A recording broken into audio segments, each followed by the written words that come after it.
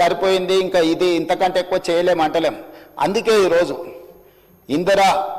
ఇందిరమ్మ కుటుంబ జీవిత బీమా, ఎవరికి ప్రమాదం వచ్చినా సిపెక్ సర్వే ప్రకారం socio economic education employment political and caste survey ఏదైతే రాష్ట్ర ప్రభుత్వం చేసి ఫిబ్రవరి 4th సోషల్ జస్టిస్ డేగా పెట్టిందో ఆ సమాచారం ప్రకారం 1,15,00,000 కుటుంబాలు తెలంగాణ రాష్ట్రంలో ఉంటే ప్రతి కుటుంబానికి ఈరోజు జీవిత బీమాను అందించి ఎవరికైనా కుటుంబంలో కుటుంబ పెద్దను కోల్పోతే ప్రభుత్వం వైపు నుంచి ఒక ధీమా ఉండాలి. ఈ జీవిత బీమా ఆ కుటుంబానికి ఒక ధీమా అని చెప్పి ఈరోజు మనం నూతనంగా కొత్త పథకాన్ని కూడా మనం ప్రవేశపెట్టుకోవడం జరిగింది అధ్యక్ష. ఈరోజు పేదలను ఆదుకోవడానికి అన్ని రకాల ప్రయత్నాలు చేయడమే కాకుండా ఈరోజు 35 గవర్నమెంట్ కాలేజెస్ ఉన్నాయి అధ్యక్ష. రాజీవ్ ఆరోగ్యశ్రీని భవిష్యత్తులో ఏవైతే టీచింగ్ కాలేజెస్ ఉన్నాయో, ఇక్కడ చాలామంది కాలేజీల యజమానులు ఉన్నారు, private medical colleges nursing colleges నడిపేవాళ్ళు. టీచింగ్ కాలేజెస్కేమో పేషెంట్లు రావటం లేదు, చాలా వాటికి పేషెంట్లు పోయే దగ్గరనేమో ప్రొఫెషనల్స్ లేరు. దీన్ని ఆలోచన చేసి అందుకే దీని మీద వివరంగా ఇంకా చర్చ చేస్తాం. ప్రభుత్వం అన్ని స్థాయిలో మేము ఈరోజు అందరి నుంచి సమాచారం సేకరించినాం. ఏ ఏరియాలో అయితే టీచింగ్ కాలేజెస్ ఉన్నాయో పర్టికులర్గా మెడికల్ కాలేజీలు, రాజీవ్ ఆరోగ్యశ్రీని మొత్తం ఆ మెడికల్ కాలేజీలకు పంపిస్తే అక్కడ చదువుకునే నర్సింగ్ కాలేజ్ స్టూడెంట్స్కైనా మెడికల్ కాలేజ్ స్టూడెంట్స్కైనా పీజీ చదువుకునేటోళ్ళకైనా ఫర్దర్ స్పెషలైజేషన్ చేసేటోళ్ళకైనా విరివిగా బాధితులు వచ్చినప్పుడు వాళ్ళను ట్రీట్ చేయడం ద్వారా వాళ్ళకి వర్క్ ఎక్స్పీరియన్స్ వస్తుంది. అదేవిధంగా Rajiv Aarogyasri CM relief funds కూడా వాటికే ఇస్తే ఆ హాస్పిటల్ల యొక్క నిర్వహణ, మెడికల్ కాలేజీల యొక్క నిర్వహణ కూడా బెటర్గా ఉంటుంది. అందులో పనిచేసే డాక్టర్లు సర్జరీ చేస్తే వాళ్ళకి స్పెషల్ ఇన్సెంటివ్స్ ఇవ్వాలనుకుంటున్నాం అధ్యక్ష. ఈరోజు జీతభత్యాలకే పనిచేసే వాళ్ళు అప్పుడప్పుడు ప్రైవేట్ హాస్పిటల్స్లలో కూడా సర్జరీలు చేస్తున్నారు. వీటన్నిటినీ మనకు తెలుస్తూ ఉంది. అందుకే ఇప్పుడు ఏం ఆలోచన చేస్తుంది ప్రభుత్వం, ఈ టీచింగ్ కాలేజెస్లో చదువులు చెప్పే ఎవరైతే డాక్టర్స్ ఉన్నారో స్పెషలైజ్డ్ ఉన్నారో వాళ్ళు సర్జరీలు చేస్తే సర్జరీలకు వాళ్ళకి స్పెషల్ ఇన్సెంటివ్ ఇవ్వడం ద్వారా వాళ్ళని ప్రోత్సహించాలని ఈ Rajiv Aarogyasri CM relief fund ఇవన్నీ కూడా ఈ మెడికల్ కాలేజెస్కి ఎప్పుడైతే వెళ్తాయో నిధులు, హాస్పిటల్ల నిర్వహణ చాలా పకడ్బందీగా జరుగుద్ది. రెండవది అదనంగా పనిచేసే వైద్యులకు అదనపు జీతభత్యాలు వస్తాయి. మూడవది ఈరోజు మనము పెద్ద పెద్ద చదువులు చదువుకున్న డాక్టర్లను హాస్పిటల్ల మేనేజ్మెంట్ కూడా వాళ్ళని చూడమంటున్నాం. సో నర్సులు వచ్చిండ్రా, ఊడ్చే వాళ్ళు వచ్చిండ్రా, తూడ్చే వాళ్ళు వచ్చిండ్రా, మిగతా సిబ్బంది వచ్చిండ్రా లేదా అని పెద్ద పెద్ద డాక్టర్లు సూపరింటెండెంట్స్ చూడాలంటే వాళ్ళు చదువుకున్న చదువుకి వాళ్ళ మైండ్ సెట్కి వాళ్ళ వ్యవహార శైలికి ఇది సూట్ అవ్వడం లేదు.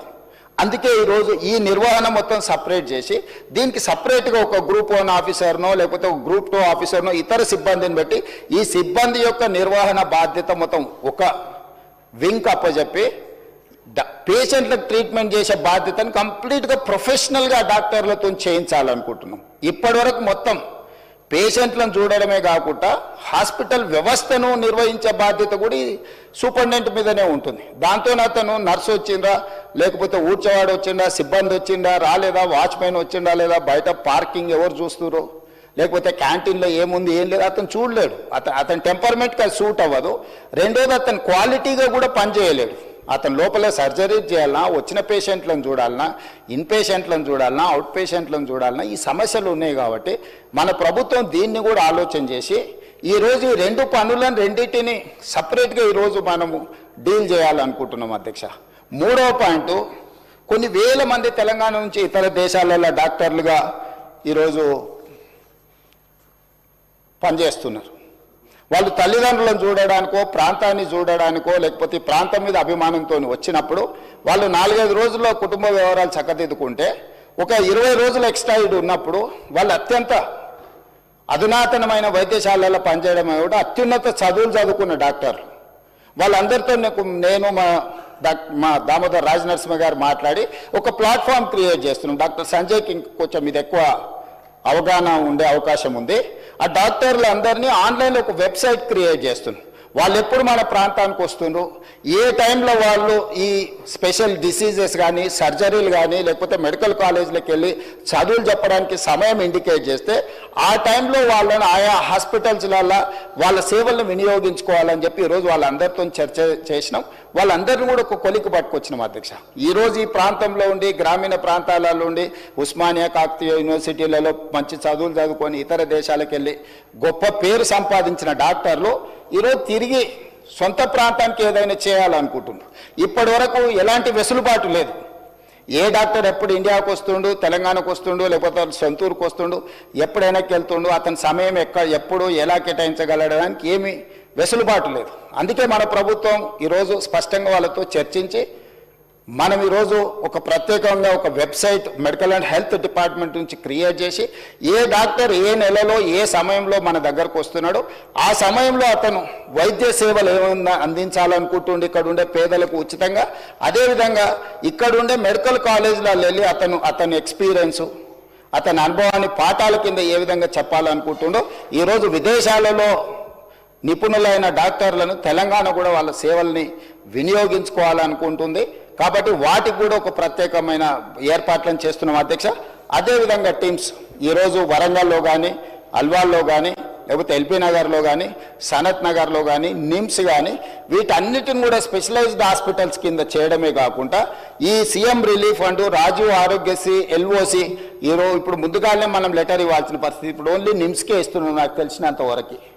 సో ముందస్తుగా ఎవరికైనా ఇబ్బంది వచ్చినప్పుడు వైద్య సహాయం అందించాలి అంటే నిమ్స్కు తప్ప మనం ఎల్ఓసి ఇస్తలేం. ఎందుకంటే ప్రైవేట్ హాస్పిటల్స్కి ఇస్తే మిస్యూజ్ అవుతుందని రకరకాల ఆరోపణలు ఇవన్నీ కొన్ని సమస్యలు ఉన్నాయి. అందుకోసమని ఈరోజు ఈ హాస్పిటల్స్ని అన్నిటిని కూడా బాగా చేసి రాజీవ్ ఆరోగ్యశ్రీ ద్వారా కానీ సీఎం రిలీఫ్ ఫండ్ ద్వారా ఏదైతే మనం ఫండ్స్ ప్రైవేట్ హాస్పిటల్స్కి ఇస్తున్నామో ఈ నిధులను కూడా ఈరోజు సనత్ నగర్, అల్వాల్, ఎల్బీ నగర్, అదేవిధంగా ఉస్మానియా యూనివర్సిటీకి ఈరోజు ఎన్నో ఏళ్ళ నుంచి మీకు తెలుసు ఉస్మానియా హాస్పిటల్ 100 సంవత్సరాల పైబడ్డది, ఇంకా అక్కడే ఉంది. దాన్ని ఇతర ప్రాంతాలలో నిర్మించాలంటే రకరకాల వివాదాలు జరిగినాయి. ఉన్న హెరిటేజ్ బిల్డింగ్ను కూడా గత ప్రభుత్వం కూలగొట్టాలనుకొని రకరకాల చర్చలు జరిగినాయి. నేను వివాదాల జోలికి వెళ్ళదలుచుకోలేదు. ఈరోజు గోషమహల్లో 30 ఎకరాలలో 3,000 కోట్ల రూపాయలతో ఉస్మానియా నూతన భవనాన్ని ఈరోజు 2,000 పడకలతో మనం నిర్మించుకునే పనులు మొదలుపెట్టిన పనులు వేగంగా జరుగుతూ ఉన్నాయి. ఈరోజు గాంధీ హాస్పిటల్, వరంగల్ హాస్పిటల్ వీటన్నిటిని కూడా పూర్తి స్థాయిలో నిర్మాణం చేసి ఒక 10,000 పడకల ఆసుపత్రులు ఈరోజు 10,000 పడకలు అదనంగా ఈరోజు వినియోగంలోకి పేదలకు సేవలు అందించడానికి, వైద్యం అందించడానికి అందుబాటులో వస్తున్నాయి. వీటన్నిటిని కూడా ప్రభుత్వము ఈ సీఎం రిలీఫ్ ఫండ్ కావచ్చు, రాజీవ్ ఆరోగ్యశ్రీ కావచ్చు, వీటన్నిటిని నిధులను వాటికిచ్చి వాటిని కూడా పేదలకు అన్ని రకాల వైద్య సేవలను అందించడానికి ఈరోజు వాటిని కూడా ప్రభుత్వం వినియోగంలోకి తీసుకురావాలని, వేగంగా పనులను పూర్తి చేయాలని గతంలో జరిగిన ఎన్నో నిర్ణయాలను నేను రాజకీయంగా విమర్శించదలుచుకోలేదు, కానీ వాళ్ళకి తెలుసు నిజమేందో, నేను చెప్పాల్సిన అవసరం లేదు. కాబట్టి వీటిని సర్దిద్దుకుంటూ ఒక దారిలో పెట్టి ఒక ప్రయత్నం చేసి దామోదర్ రాజనరసింహ గారు ఎడ్యుకేషన్ అండ్ ఇంజనీర్ కానీ by nature is an doctor, social doctor. అంటే సామాన్య సోషల్ డాక్టర్ అంటే పేదవాడికి ఏం సమస్య వస్తుంది, ఆ సమస్యకు ఏం వైద్యం అందించాలని సంపూర్ణంగా అవగాహన ఉన్న దామోదర్ రాజనరసింహ గారిని నేనే స్వయంగా ఈ శాఖ మీరు నిర్వహించాలని పర్సనల్గా వారిని పిలిచి, ఎందుకంటే ఈ శాఖ చాలా విస్తృతమైన సబ్జెక్ట్. ఇదంత ఆషమాషిగా అర్థమయ్యేది కాదు. అర్థమైనా కూడా ఎవ్రీడే ఒక కొత్త ఛాలెంజ్ వస్తుంది. ఒకప్పుడు గత్తర ఉండే, మలేరియా ఉండే, రకరకాల జబ్బులు వచ్చినాయి. సడన్గా మన కోవిడ్ వచ్చింది. లేదు ఇట్లా ఎప్పటికప్పుడు ఏ రకమైన జబ్బులు సమాజంలో ఎట్లొస్తున్నాయి, ఎందుకు వస్తున్నాయి ఎవరికీ తెలియదు. రకరకాల ఇవి అంటే ఈ ఛాలెంజెస్ని ఎప్పటికప్పటికి మంత్రితో పాటు అధికారులు కూడా ఎప్పటికప్పుడు నేర్చుకోవాల్సిన సబ్జెక్టు.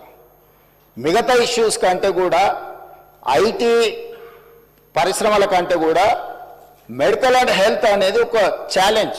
ఈ ఛాలెంజ్ని ఎప్పటికప్పుడు చదివితే తప్ప రోజు పరీక్షకు ఐఏఎస్ ప్రిపేర్ అయినట్టు మంత్రి ఆ రేంజ్లో ప్రిపేర్ అయ్యి అర్థం చేసుకుంటే తప్ప మన పేదలకు వైద్యం అందించలేని పరిస్థితి. అందుకే క్వాలిఫైడ్ పర్సన్ ఈరోజు మనకు ఆ శాఖను నిర్వహిస్తున్నాడు.